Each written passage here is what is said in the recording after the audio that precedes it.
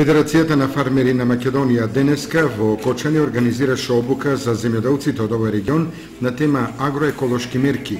Овие агроеколошки мерки треба да станат достапни и до земјоделците од целава наша држава. Агроеколошките мерки ќе бидат основа за добра земјоделска пракса, во која треба да се вклучат сите земјоделски производители од државава.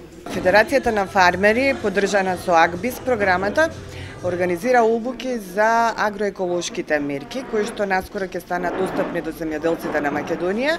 Меѓутоа, во оваа обука воедно ќе ги опфатиме и мерките, минималните мерки за добра земјоделска пракса, кои што во скора иднина исто ќе станат услов за добивање на директни плаќања.